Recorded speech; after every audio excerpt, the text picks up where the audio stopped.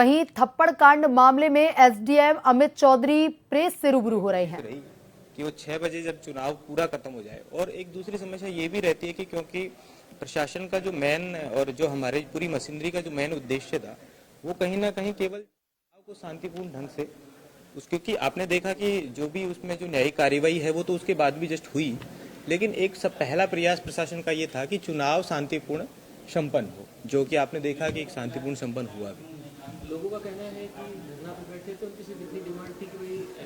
DM या SP आ जाए, हम उनको ज्ञापन दे देते, बात खत्म हो जाती। तो प्रशासन इस पर चर्चा नहीं की, धरने पर आई जाती तो ये विवाद न उठता।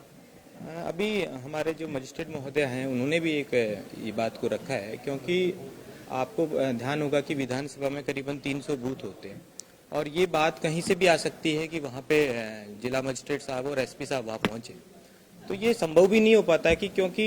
आपको मैं बताना चाहूँगा कि हमें लगभग हम 10 आरएस अधिकारी उस विधानसभा में काम कर रहे थे, जिसमें 7 एरिया मजिस्ट्रेट के रूप में काम कर रहे थे, इसके अलावा आरओ, एआरओ और पूरी जिला मशीनरी उसमें। तो वो हमारे जो कलेक्टर मैडम हैं उन्हीं के निर्देशन में ही वहाँ पे काम होता है, तो उनकी अपनी बहुत सारी जिम्मेदारियां होती हैं, तो वो व्यक्तिगत रूप में उनकी, और चुनाव के दिन तो क्योंकि सूचनाओं का आदान प्रदान होता है और बहुत सारी सूचनाएं माननीय आयोग को भी भेजनी होती हैं, तो उसमें मजिस्ट्रेट साहब की एक भूमिका रहती है, तो शायद ये रीजन रहा हो। आपने खुद एफआईआर लॉन्च कराई? बिल्कुल, क्योंकि घटना मेरे साथ सीधे ही हुई है और आपने वीडियो में बिल्कुल क्लियरली देखा ही है, तो मैंने बिल्कुल मेरे जो पक्ष था और जो एक्चुअल जो पूरे दिन की घटनाएं थी उनके बारे में एफआईआर आपके सामने वो आ भी गई होगी। सर, एक आरोप लगा रहे नरेश मीणा कि आपके द्वारा फर्जी वोट वहाँ डलवाए जा रहे थे और आपको थप्पड़ मारा,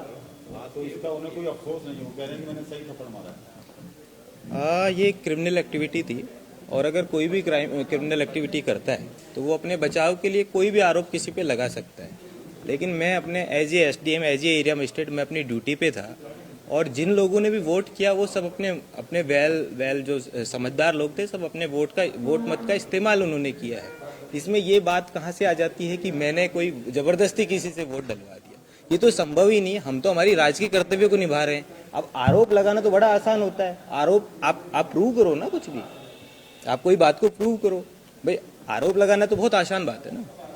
आप किस तरीके की कार्रवाई चाहते हैं पुलिस? नहीं, मैं सबसे पहले आपसे निवेदन करना चाहूंगा, मैं इसमें विक्टिम अपने आप को मानता ही नहीं हूँ, क्योंकि मैं अपना प्रशासनिक कार्य कर रहा था और उसमें विक्टिम होने जैसी बात है ही नहीं। जो भी वो एक आपराधिक